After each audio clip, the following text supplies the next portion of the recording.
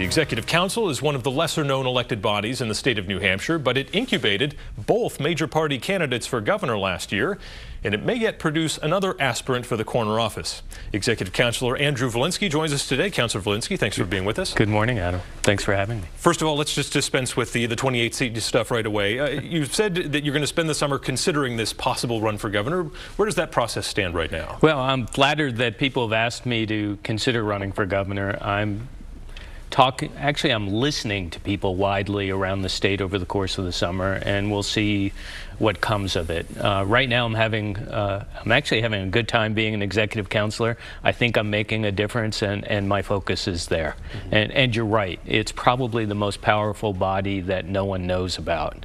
And so learning its intricacies and coming to it with kind of three thoughts in mind have helped me progress as a counselor in the first 7 months. Those three thoughts being? I knew you'd ask. So one is I want the process to be more transparent. I really do think we're a people's body and we need to act like it. Second, I try to stop the bad stuff from happening, and I've had more effect on that than I thought being in the minority. It's a 3-2 body. And third is to encourage good things to happen. And so I'm doing things that started with before I was sworn in.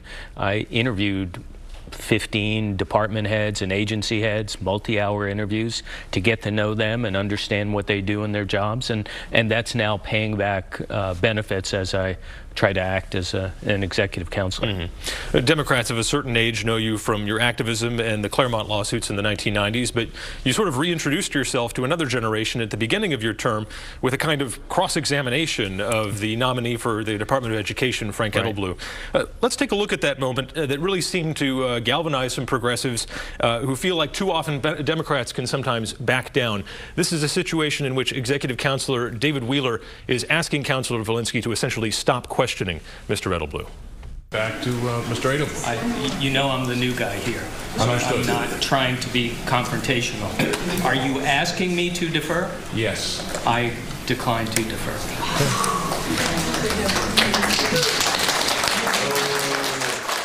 Now, progressives loved that moment. Republicans were shaking their heads. They called it a disgrace. 6 months later, what's your take on what happened there? So the best comment was that it looked like a scene from a good high school play. So I take that, and I take all of this with a grain of salt. Look, it's part of making this transparent, and it's part of my effort to stop the bad things from happening. Frank Edelblut is completely unqualified to be the state's leading professional educator, which is what the governor appointed him to be.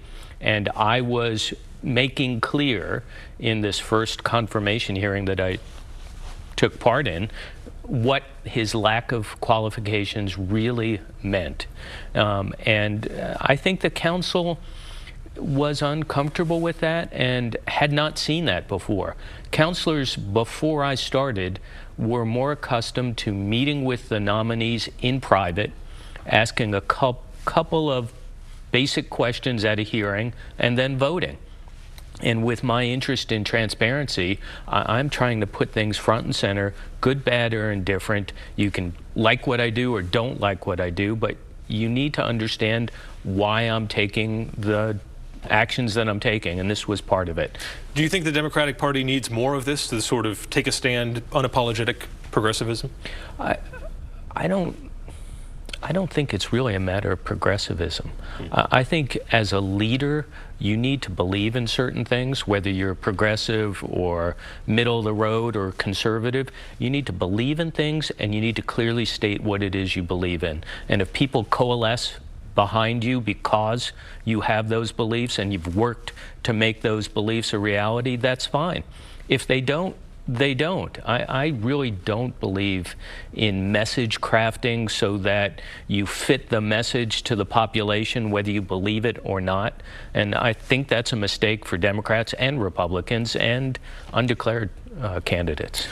In that vein, what do you make of this current effort within the Democratic Party to kind of draw a line in the sand on reproductive rights? The idea that if you're pro-life, that you're not a Democrat. Yeah, I tend to focus more on the economic issues, and to be honest, the Executive Council is more focused on the economic issues, so I'd rather spend my time there. I have pretty clear beliefs that a woman's right to choose is a woman's right to choose, but it's not the focus of what I'm doing as a council. Right, as part of the growing conversation, though, with the Democratic Party, we're seeing you were an outspoken supporter of Senator Bernie Sanders in the 2016 primary, and he is kind of reportedly getting involved in the 2018 process, looking for candidates who are supporters of a single-payer healthcare system. Is this, I guess, from a bigger picture perspective, outside of the Executive Council stuff, purely politics, is this wise for Democrats to start making qualifications for who belongs and who doesn't, essentially making the party more exclusive? Yeah, no, I think you want a bigger tent rather than a smaller tent. I was Bernie's lawyer in the New Hampshire primary, so I was pretty involved with that. I think healthcare is a basic right, and I think we do need to access it more broadly, and all of the uncertainty that's happening as a result of Washington decision-making is a problem for the state. And I'm glad that a number of us are thinking about it.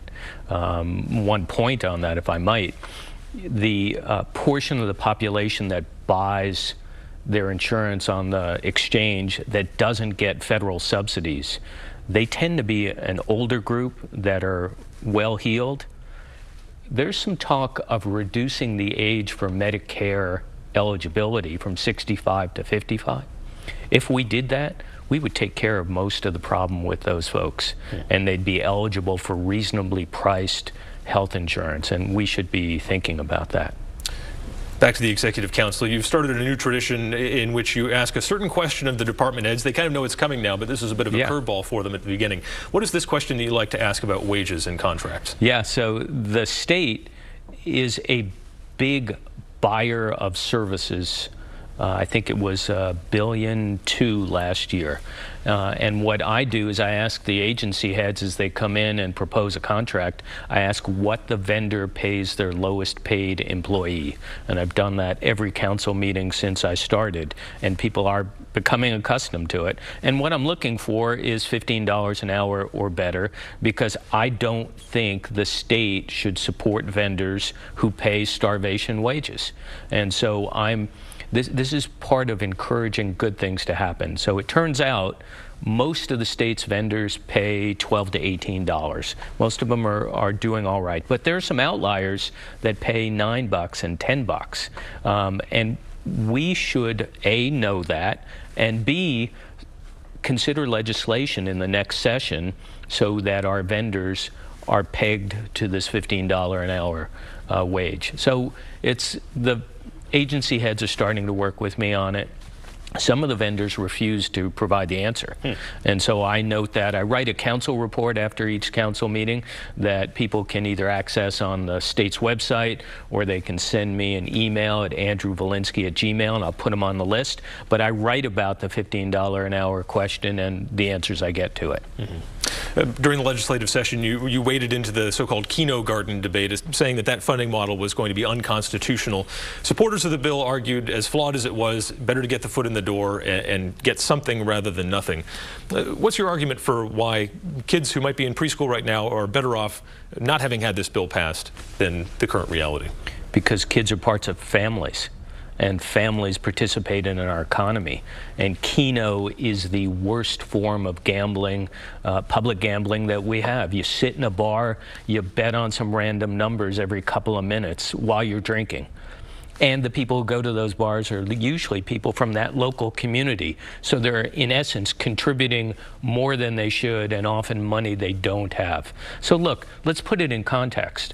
The Keno, if it works, which I doubt it will work, will produce $8 to $10 million in revenue. We gave a $100 million business tax break this session. So at the same time, the leadership is saying we can't afford $6 or $8 million to fully fund kindergarten. We're giving businesses indiscriminately a $100 million tax break. I'll give you another point. We're in the worst opioid crisis that we've ever known. We have a piece of legislation that's supposed to contribute 5% of gross liquor profits to prevention, treatment, and recovery efforts.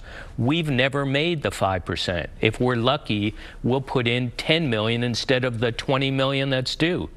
So we're 10 million short on opioid treatment. At the same time, we're giving a $100 million tax cut.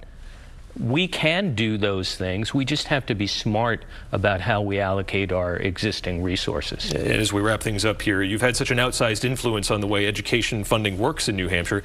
If you could kind of snap your fingers right now and change one thing, what would it be? One thing. You know, I think the thing I'd like to most change is I'd like everyone in the state to have a better understanding of how education funding works so that they can become better informed and better involved, and so that the people of the state can choose the best funding system possible. All right. Councilor Andrew Volinsky, we'll keep an eye on the Volinsky agenda here as the months go forward. We appreciate your time today. My pleasure.